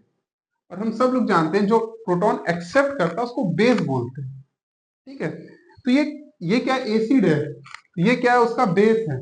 H प्लस रिलीज करने के बाद एक बेस बनता है, तो यहाँ पे उसको हम लोग कॉन्जुगेट बेस भी बोलते हैं, ठीक है, कॉन्जुगेट बेस, क्योंकि ये एसिड के प्रोटॉन रिलीज करने के बाद बना है, तो उसको कॉन्जुगेट बेस नाम दिया जाता है, ठीक है। अब सब कुछ इसके ऊपर ही है, इसकी एसिडिक प्रॉपर्टी कैसी होगी ये सिर्फ इसके ऊपर है। कैसे, वो देखो समझने की कोशिश करते हैं। देखो क्या होता है कि कोई भी रिएक्शन उस डायरेक्शन में ज्यादा जाएगा जिस डायरेक्शन में हम बोलते हैं प्रोडक्ट स्टेबल होगा। अब यहाँ पे देखो, अगर पीछे वाले रिएक्शन का देखे तो ये प्रोडक्ट है, आगे वाले रिएक्शन का देखे तो ये प्रोडक्ट है। तो ये इसकी स्टेबिलिटी जो है ये किस पे डिपेंड करती है? अगर ये स्टेबल है, अगर ये बहुत ज्यादा स्टेबल है, तो क्या होगा कि ये कार्बोक्सिलिक एसिड फटाक से इसमें कन्वर्ट होना चाहिए। वो बोलेगा यार प्रोटॉन लूज करो, तुरंत प्रोटॉन लूज कर दो तो हम कार्बोक्सिलेट आयन में कन्वर्ट हो जाएंगे। तो अगर कार्बोक्सिलेट आयन में हम कन्वर्ट होने के लिए हमें प्रोटॉन लूज करना पड़ेगा, H प्लस देना पड़ेगा, तो इसका मतलब हम एसिडिक प्रॉपर्टी शो करेंगे। ठीक है, कार्बोक्सिलेट आयन में कैसे कन्वर्ट होगा वो? जब वो H प्लस लूज करेगा, और H प्लस लूज करेगा तो हम बोलेंगे ये एसिडिक है। और ये क्यों इसमें कन्वर्ट होगा? अगर ये स्टेबल है तो सब कुछ इसकी स्टेबिलिटी पे डिपेंड करता है। अगर ये स्टेबल होगा तो कार्बोक्सिलिक एसिड तुरंत अपना H प्लस लूज कर देगा, लूज करके इसमें कन्वर्ट हो जाएगा। बोलेगा कि क्यों? क्योंकि कार्बोक्सिलेट आयन बहुत स्टेबल है, तो भाई फटाफट उसमें कन्वर्ट हो जाए। तो सब इसकी स्टेबिलिटी पे डिपेंड करता है। ये स्टेबल है तो ये बोलेंगे एसिडिक इन नेचर है। क्यों? क्योंकि ये स्टेबल है तो इसमें कन्वर्ट होगा, और कन्वर्ट होगा तो H प्लस रिलीज करेगा। तो जितना ज्यादा H प्लस रिलीज होगा हम बोलते हैं कि भाई उतना ज्यादा एसिडिक है। और एसिडिक क्यों होगा? क्यों H प्लस रिलीज करेगा? क्योंकि बोलेगा अगर हम H प्लस रिलीज करेंगे तो हम कार्बोक्सिलेट आयन में कन्वर्ट हो जाएंगे, जो कि स्टेबल है। तो सब इसके स्टेबिलिटी पे डिपेंड करता है। ठीक है, अब आते हैं कि इंडक्टिव इफेक्ट का क्या रोल है इसकी स्टेबिलिटी में। ठीक है, जैसे कि मान लो एक कार्बोक्सिलेट आयन है। अभी इसका इसका जो स्ट्रक्चर है वो कैसा होता है? O माइनस, ऐसा है। ठीक है, अब यहाँ पे अभी जैसे हमने R लगाया, कोई ऐसा ग्रुप लगा दो जिसका हमें प्लस आई या माइनस आई इफेक्ट देखने वाले हैं।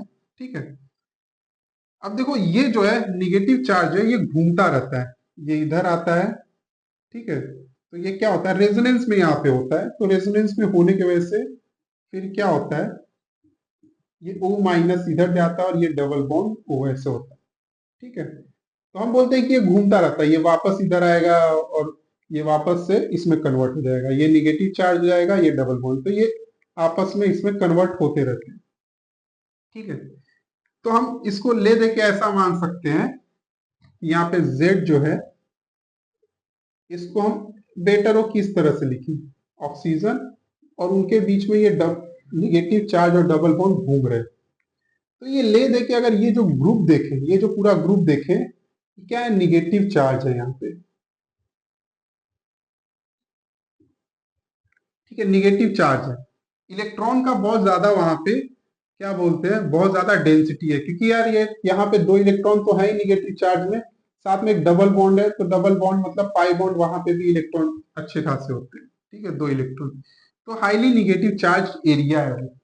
तो कोई भी निगेटिव चार्ज कहीं पे भी एक जगह लग गया, अभी डिस्कस किया, कहीं पे भी निगेटिव चार्ज या पॉजिटिव चार्ज लग गया तो उसकी स्टेबिलिटी क्या होती है? बहुत घट जाती है। तो अगर जेड कोई ऐसा ग्रुप रहा, ठीक है, देखो अगर ये इसका क्या रहा? माइनस आई इफेक्ट रहा, माइनस आई इफेक्ट, तो क्या करेगा?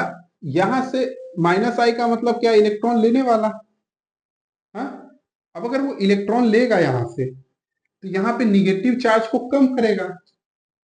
ठीक है, निगेटिव चार्ज को कम करेगा और अपने ऊपर वो निगेटिव चार्ज ले लेगा। तो जब वो निगेटिव चार्ज कम होगा यहाँ पे, तो ये क्या होगा? ठीक है, जेड अगर माइनस आई इफेक्ट है तो क्या होगा? यहाँ पे निगेटिव चार्ज कम हो जाएगा। निगेटिव चार्ज कम होने की वजह से, ये डाउन होने की वजह से क्या होगा? इसकी स्टेबिलिटी बढ़ जाएगी।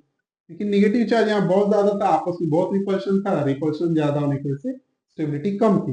अब उसी निगेटिव चार्ज को किसी ने कम कर दिया, बोला ठीक है यार मेरे को दे दो थोड़ा सा और तुम थोड़ा स्टेबल हो जाओ, तो हम वो डिस्ट्रीब्यूट कर लिए। तो अगर माइनस आई इफेक्ट बढ़ा तो क्या होता है? इसकी स्टेबिलिटी जो होती है, ठीक है, स्टेबिलिटी ऑफ कॉन्जुगेट बेस या कार्बोक्सिलेट आयन जो है वो बढ़ जाती है। ठीक है, कॉन्जुगेट बेस यानी कि ये इसकी स्टेबिलिटी बढ़ गई। अब ये इसकी स्टेबिलिटी बढ़ गई तो हम बोलेंगे कि ये फिर फटाफट इसमें कन्वर्ट होना शुरू हो जाता है। बोलता है यार स्टेबल है तो हम उसमें कन्वर्ट होंगे। तो यहाँ पे ये अगर यहाँ पे ये कोई माइनस आई इफेक्ट वाला है तो हम बोलते हैं वो रिएक्शन फास्ट जाता है और फास्ट ज्यादा होने की वजह से ज्यादा H प्लस रिलीज होगा, और जो जितना ज्यादा H प्लस हम बोलेंगे उतना ज्यादा एसिडिक। ठीक है, तो इसका मतलब स्टेबिलिटी ऑफ कार्बोक्सिलेट जो कॉन्जुगेट बेस है बढ़ने की वजह से हम बोलते हैं एसिडिटी जो होती है उसकी, या एसिडिक नेचर, वो बढ़ जाता है।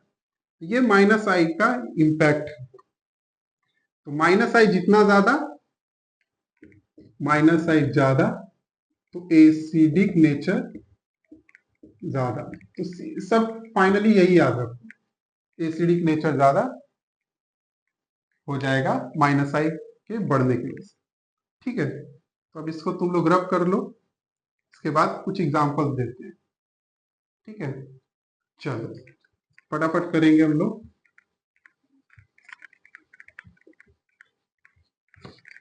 कुछ क्वेश्चंस कर लेंगे जो कि इंपॉर्टेंट है समझने के लिए, ताकि तुम्हारा कॉन्सेप्ट क्लियर हो जाए। अभी जैसे कि मान लो मेरे पास दो एसिड है, CH3COOH, और मेरे पास एक एसिड है CH2ClCOOH। तो अभी यहाँ पे पूछता है, सिंपल सा सवाल है कि कौन ज्यादा एसिडिक है। तो बोलते हैं यार यहाँ पे क्लोरीन है, क्लोरीन का माइनस आई इफेक्ट है, यहाँ पे कुछ है ही नहीं, तो इसलिए इसका एसिडिक प्रॉपर्टी ज्यादा होगा, राइट, क्योंकि माइनस आई इफेक्ट है। अब अगर मैं बोलूं कि मेरे पास दो दो क्लोरीन है, Cl2CHCOOH, डाइक्लोरो एसिटिक एसिड, तो बोले यार दो क्लोरीन मतलब और ज्यादा माइनस आई इफेक्ट, ये और ज्यादा एसिडिक प्रॉपर्टी। फिर बोलता है ठीक है, मेरे पास तीन क्लोरीन है, Cl3CCOOH, और ज्यादा एसिडिक प्रॉपर्टी। तो ये सिंपल सा क्वेश्चन है। ठीक है, ये एसिडिक प्रॉपर्टी जितना ज्यादा माइनस आई इफेक्ट बढ़ता जाएगा उतना ज्यादा होता जाएगा।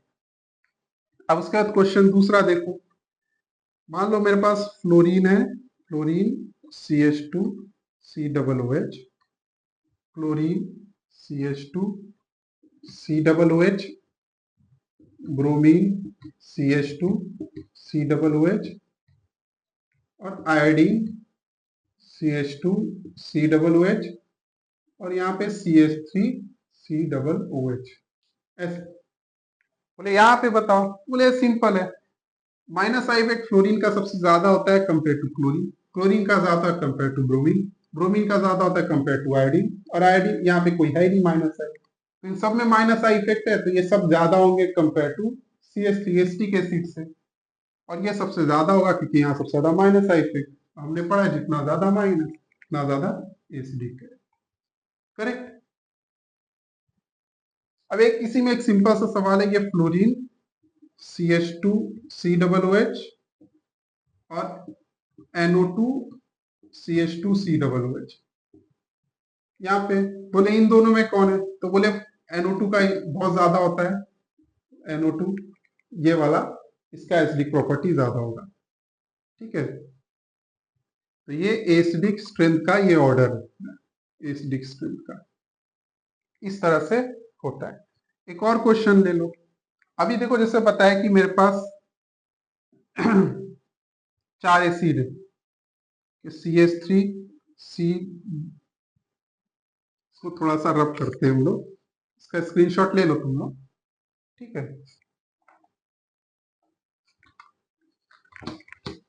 अभी जैसे बोला हमने डिस्टेंस डिपेंडेंट होता है। अब डिस्टेंस डिपेंडेंट का मतलब क्या है, देखो यहाँ पे मेरे पास पहला जो है एक मॉलिक्यूल है CH3CH2CHCOOH, मैं बोल रहा हूँ यहाँ पे क्लोरीन लगा हुआ है। फिर दूसरा जो ये A है ये B है, यहाँ पे CH3CH, क्लोरीन CH2COOH, फिर यहाँ पे CH2Cl CH2CH2COOH। बोले यहाँ पे बताओ, बोले बहुत सिंपल है, यहाँ पे क्लोरीन देखो सबसे पास यहाँ पर है, इसके यहाँ पे दूर हो रहा है, तो जितना दूर होगा माइनस आई इफेक्ट उतना कम होता जाएगा। ठीक है, तो इसलिए बोलते हैं कि यार यहाँ पे सबसे ज्यादा है माइनस आई क्योंकि सबसे पास है, तो जितना ज्यादा माइनस आई उतना ज्यादा एसिडिक स्ट्रेंथ। तो जो एसिडिक स्ट्रेंथ रहेगा वो ए का ज्यादा होगा कंपेयर टू बी, इसका ज्यादा होगा कंपेयर टू सी। सिंपल है। तो इस तरह के सवाल बहुत पूछते हैं, ठीक है, लेकिन बड़ा इजी भी है, इस तरह से तुम लोग देख सकते हो। ठीक है, ये हो गया तुम्हारा acidic property of carboxylic acid on the basis of minus I effect. तो कई बार क्या होता है, अभी तुम लोग जब इक्विलिब्रियम चैप्टर पढ़ोगे तो एसिडिक प्रॉपर्टी को Ka से दिखाया जाता है, Ka। हाँ? तो ये तुम्हारा एसिडिक कांस्टेंट जो होता है, ठीक है, उसके हिसाब से। तो मतलब एसिडिक स्ट्रेंथ मतलब Ka बढ़ने का मतलब तुम्हारा एसिडिक स्ट्रेंथ बढ़ा। तो कई बार ये नहीं बोलेगा कि एसिडिक स्ट्रेंथ बताओ, तो वो बोलता है कि Ka बताओ। हाँ, ये तुम्हारा एसिडिक कांस्टेंट बताओ, वो उसका क्या ऑर्डर होगा। तो ये पूछने का मतलब एसिडिक स्ट्रेंथ पूछ रहा है वो। तो वो हम लोग पढ़ते हैं कहाँ पे, इक्विलिब्रियम चैप्टर में। ठीक है, तो कई बार Ka से पूछ सकता है। तो ये हो गया तुम्हारा माइनस आई का इम्पैक्ट। अब हम लोग इस पे जाते हैं, किस पे, प्लस आई पे। तो प्लस आई में उल्टा हो जाएगा, यहाँ पे सिंपल सा है, प्लस आई में उल्टा हो जाएगा। अब देखो वैसा ही है, कार्बोक्सिलेट आयन है मेरा, हम लोग उसका ये बना। अब देखो रेजोनेंस अभी हमने पढ़ा नहीं है, बट फिर भी थोड़ा सा समझने के लिए अभी इतना ही देख लो। ठीक है, ये अब इसका मान लो इफ जेड का इज प्लस आई, इसका प्लस आई इफेक्ट है। अब देखो प्लस आई इफेक्ट का मतलब वो इलेक्ट्रॉन डोनेट करेगा। हाँ? अगर ये प्लस आई है तो इलेक्ट्रॉन डोनेट करेगा। तो ऑलरेडी यहाँ पे निगेटिव चार्ज है, इलेक्ट्रॉन डोनेट करना मतलब ये और भी ज्यादा निगेटिव चार्ज बढ़ेगा। तो ये बोलेंगे कि इसकी जो स्टेबिलिटी है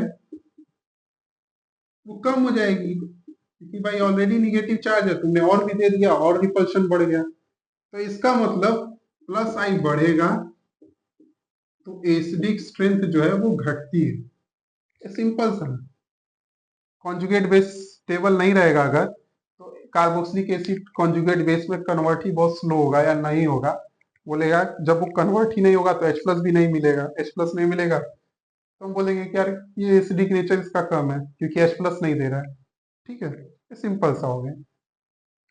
तो इस पे क्वेश्चन अगर देखना हो, एक एग्जांपल देख लेते हैं। तुम्हारा अगर फॉर्मिक एसिड और तुम्हारा एसिटिक एसिड, बड़ा सिंपल सा सवाल है। तो बोले इसमें कौन एसिडिक प्रॉपर्टी किसकी ज्यादा है। ठीक है, ये ए है, ये बी है, और फिर इसके बाद मैंने ये लगा दिया CH3 CH2 C OOH। Acidic strength किसकी ज्यादा है, तो बोलोगे देखो यार यहाँ पे तो एक प्लस आई इफेक्ट शो कर रहा है इसका, यहाँ पे कोई नहीं है, और यहाँ पे प्लस आई ज्यादा हो गया क्योंकि CH3 CH2 आ गया। जितने ज्यादा हाइड्रोकार्बन उतना ज्यादा प्लस आई, जितना ज्यादा प्लस आई एसिडिक स्ट्रेंथ उतना कम। तो एसिडिक स्ट्रेंथ किसका सबसे ज्यादा होगा, ए का ज्यादा होगा, क्योंकि यहाँ पे प्लस आई लग रहा है। प्लस आई की वजह से एसिडिक स्ट्रेंथ कम हो जा रहा है। सबसे कम किस में होगा, सी में होगा, क्योंकि वहां पे सबसे ज्यादा प्लस आई है। जितना प्लस आई उतना कम एसिडिक स्ट्रेंथ। ये हो गया। ठीक है, एक बहुत इंपॉर्टेंट क्वेश्चन है, एक और पूछता है, इसको स्क्रीनशॉट ले लो तुम लोग। ये क्वेश्चन जो है तुम्हारा बेसिकली क्या है, प्लस आई से ही रिलेटेड है। डाइकार्बोक्सिलिक एसिड में देखो एक ये ऑक्जेलिक एसिड होता है, ठीक है, फिर एक तुम्हारा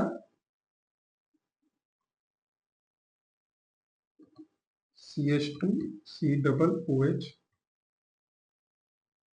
ये ए हो गया, ये बी हो गया, फिर HCH2,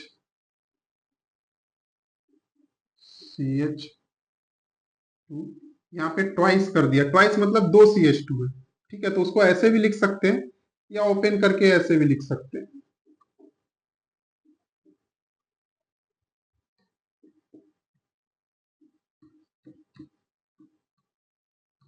तो यहाँ पे 3 हो गए। तो ये बोला A B C and D में एसिडिक प्रॉपर्टी बता। देखो यहाँ पे देखो इसको नहीं देखना है सी डबल ओ एच की, क्योंकि इसी का तो हम एसिडिक प्रॉपर्टी देख रहे हैं। यहाँ पे एक सी एच टू आ गया बीच में, तो सी एच टू का क्या है, प्लस आई इफेक्ट है, तो प्लस आई इफेक्ट की वजह से एसिडिक प्रॉपर्टी थोड़ा डाउन।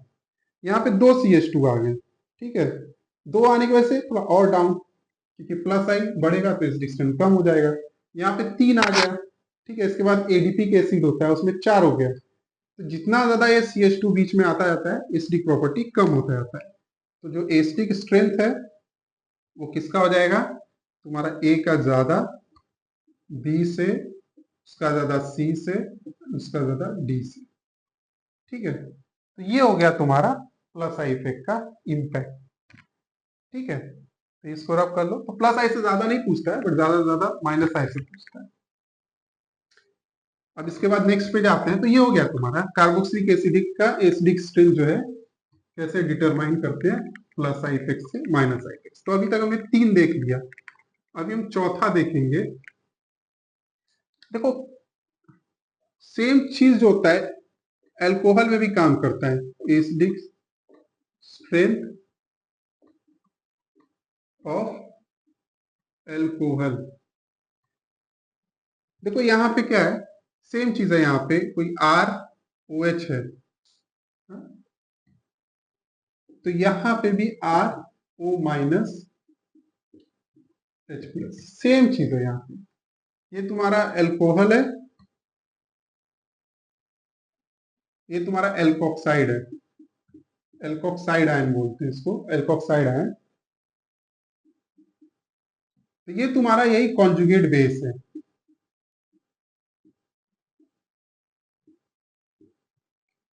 यहां पे भी सेम चीज है। अब अगर मान लो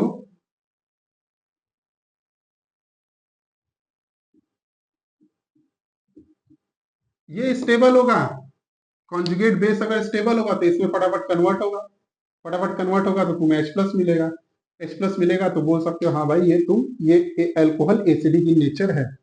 अगर ये अनस्टेबल है, ये स्टेबल नहीं है, तो ये इसमें कन्वर्ट नहीं होगा, जब ये कन्वर्ट नहीं होगा तो तुम्हें H प्लस भी नहीं मिलेगा, और अगर H प्लस नहीं मिलेगा तो बोलोगे नहीं इसका एसिडिक स्ट्रेंथ कम है।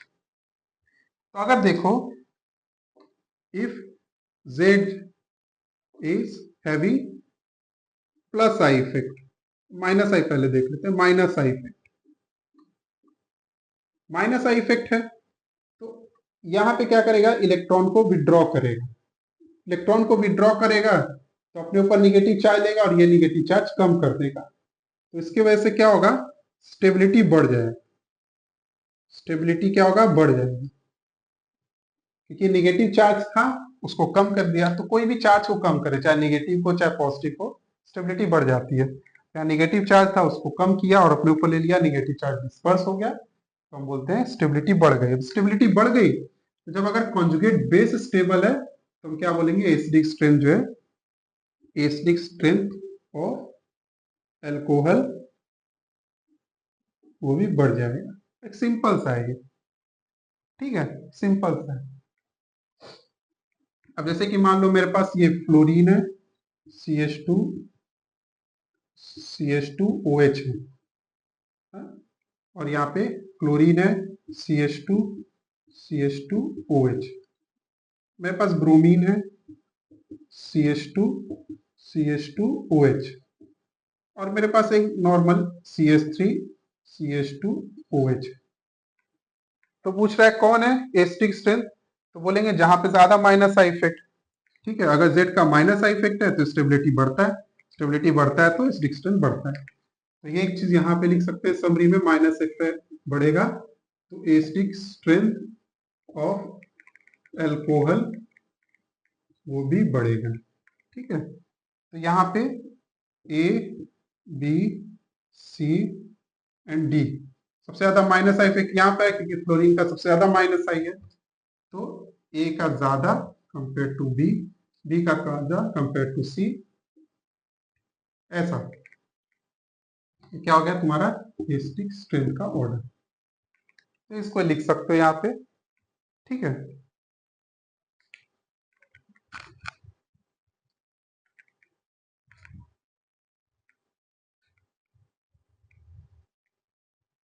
अब इसके बाद हम लोग आते हैं प्लस आई इफेक्ट अगर रहा, प्लस आई इफेक्ट अगर रहा एसिडिक स्ट्रेंथ पे क्या फर्क पड़ने वाला है। देखो प्लस आई इफेक्ट रहा अगर, तो क्या होगा, अगर Z का प्लस आई इफेक्ट है तो Z यहाँ पे उल्टा काम करेगा। प्लस आई रहा तो इलेक्ट्रॉन डोनेट करेगा। अब डोनेट करेगा तो ऑलरेडी निगेटिव चार्ज है, तो निगेटिव चार्ज क्या होगा, बढ़ना शुरू हो जाएगा क्योंकि और निगेटिव चार्ज दिया जा रहा है। तो स्टेबिलिटी क्या होगी उसकी, कम हो जाएगी। स्टेबिलिटी कम हो जाएगी। अब जब कॉन्जुगेट बेस की स्टेबिलिटी कम हो गई तो इसमें कन्वर्ट नहीं होगा। इसमें कन्वर्ट नहीं होगा तो तुम्हें H प्लस नहीं मिलेगा। H प्लस नहीं मिलेगा तो तुम बोलोगे कि ये इसका एसिडिक प्रॉपर्टी कम है, तो हम बोलते हैं यहाँ पे एसिडिक प्रॉपर्टी ऑफ एल्कोहल क्या होगा, वो भी डाउन हो जाएगा। तो यहाँ पे प्लस साइन अगर बढ़ा तो acidic property of alcohol down होगा। ठीक है, इसका एक सिंपल सा सवाल है, जैसे कि तुम्हारा CH3OH है, तुम्हारा CH3CH2OH। हाँ, अब देखो यहाँ पे इसका ही प्लस आई इफेक्ट, इनका ही plus I effect. Plus I effect ज्यादा कहाँ है, यहाँ पर है, ए एंड बी। जितना ज्यादा प्लस आई उतना कम एसिडिक स्ट्रेंथ। तो यहाँ पे बी का कम हो जाएगा एज कंपेयर टू ए, तो एसिडिक स्ट्रेंथ में ये ऑर्डर रहेगा। करेक्ट। तो ये हो गया तुम्हारा अल्कोहल। एक और चीज होता है तुम्हारा, कई बार पूछता है वाटर में और मिथेनॉल में कौन ज्यादा एसिडिक है। देखो मिथेन वाटर में भी OH होता है, राइट, ऐसे लिख सकते हो उसको, वाटर में, वाटर को इस तरह से लिख सकते हो। ठीक है, तो वाटर और मिथेनॉल में देखो क्या है, CH3 ग्रुप है, CH3 का प्लस है, प्लस आई की वजह से उसका एसिडिक स्ट्रेंथ कम हो गया। तो वाटर भी H प्लस रिलीज कर सकता है, मिथेनॉल भी H प्लस रिलीज कर सकता है, लेकिन मिथेनॉल में एक CH3 आ गया, यानी प्लस आई इफेक्ट आने की वजह से उसका एसिडिक स्ट्रेंथ कम हो गया। तो कई बार क्या होता है ना, इसमें बच्चे कंफ्यूज होते हैं, मिथेनॉल और वाटर में कौन ज्यादा एसिडिक है। एसिडिक का मतलब ये नहीं कि एसिड वैसा ही एसिड जो हाथ पे डाले जल गया, मुंह में डाले जल गया, नहीं। एसिडिक स्ट्रेंथ मतलब वो H प्लस डोनेट कर सकता है कि नहीं, यहाँ पे इसका ये मतलब है ना। तो बहुत सारी चीजें जो है, वाटर का भी थोड़ा बहुत एसिडिक इफेक्ट भी होता है, बेसिक भी होता है, बट अगर कंपैरिजन करें मिथेनॉल से तो उसका एसिडिक इफेक्ट ज्यादा होगा कंपेयर टू मिथेनॉल, ये लिख सकते हो। तो ये खत्म हो गया। अब इसके बाद लास्ट पे आते हैं। लेक्चर थोड़ा बड़ा है बट बहुत इंपॉर्टेंट है, यहाँ इसको लेक्चर को कवर कर लिया सब कुछ कवर हो जाएगा तुम्हारा।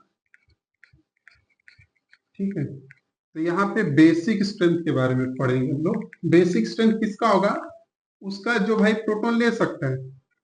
अब ये बेसिक स्ट्रेंथ प्रोटॉन कौन ले सकता है, प्रोटॉन कौन ले सकता है, वो अमीन्स होते हैं, अमाइंस। अब देखो एक अमाइंस के बारे में देखो, RNH2।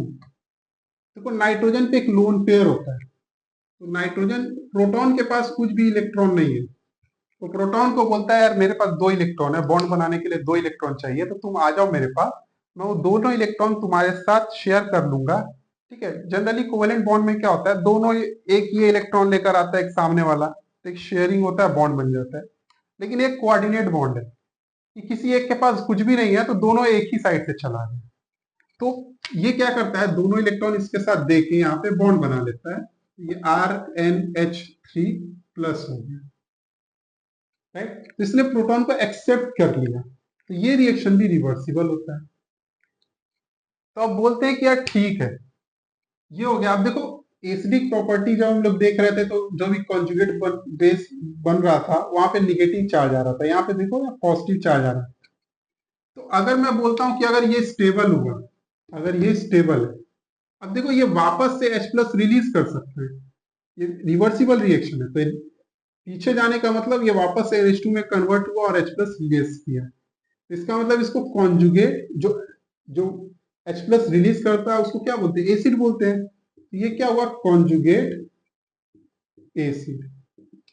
ठीक है, क्योंकि बेस से बना है, बेस के एक्सेप्ट करने के बाद, बेस ने H प्लस एक्सेप्ट किया तो कॉन्जुगेट एसिड पेयर जो है, ये सब पढ़ाया जाता है इनऑर्गेनिक में, तो ये एसिड की तरह बिहेव कर रहा है। ठीक है, अमोनियम आयन। अब यहाँ पे देखो, अगर ये स्टेबल हुआ तो NH2 बोलेगा है फटाक से H प्लस ले लो, क्योंकि जो बन रहा है कॉन्जुगेट बेस वो स्टेबल है, सॉरी कॉन्जुगेट एसिड जो बन रहा है वो स्टेबल है, तो फटाफट वो H प्लस को एक्सेप्ट करना शुरू करेगा। तो इसका मतलब ये बहुत अच्छा क्या होगा, बेस होगा। जो भाई जो H प्लस को जल्दी जल्दी एक्सेप्ट कर रहा है, ज्यादा एक्सेप्ट कर रहा है, उसी को बेस बोलते हैं हम लोग। तो जितना ज्यादा करेगा उतना अच्छा बेस है। तो ये अच्छा बेस इस पे डिपेंड करेगा कि यार इसका स्टेबिलिटी कितना है। ये अच्छा स्टेबल है तो ये फटाफट H प्लस एक्सेप्ट करेगा। ठीक है, तो इसके स्टेबिलिटी पे प्लस आई और माइनस आई इफेक्ट का क्या इम्पैक्ट पड़ने वाला है हम उसको देखने वाले हैं। ठीक है, अब अगर ऐसा मान लो, अगर प्लस आई इफेक्ट का इम्पैक्ट देखते हैं, प्लस आई इफेक्ट का इम्पैक्ट,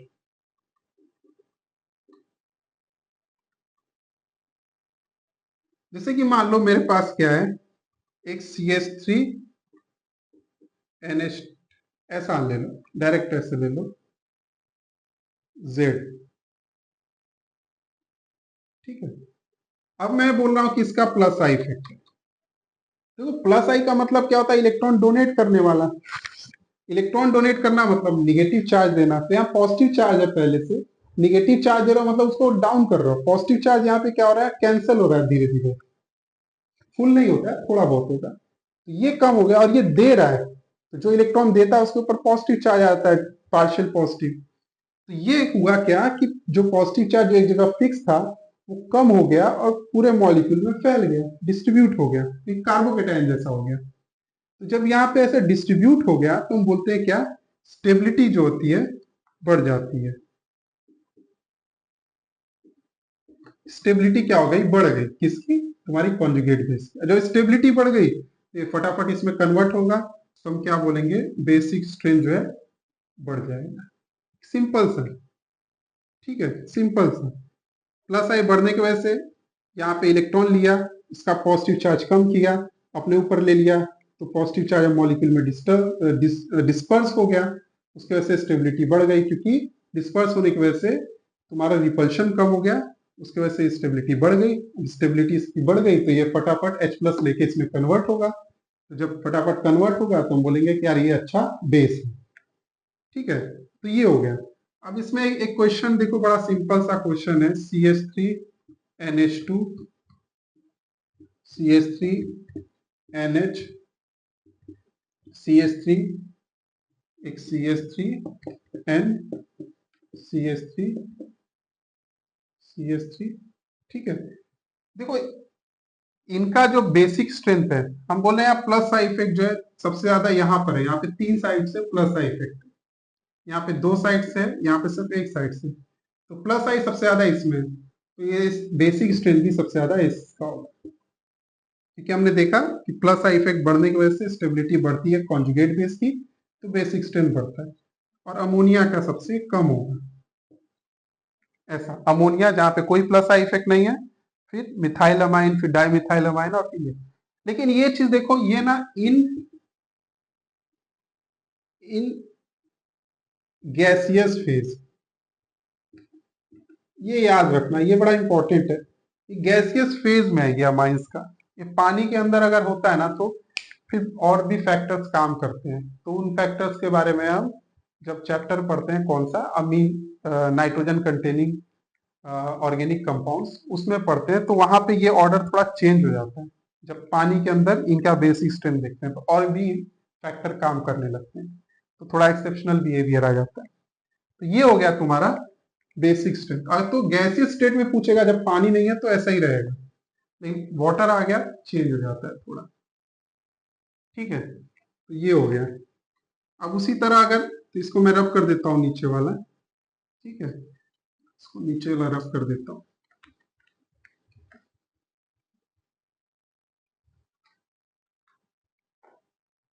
अब देखो माइनस आई इफेक्ट का क्या होगा, माइनस आई इफेक्ट का क्या होगा।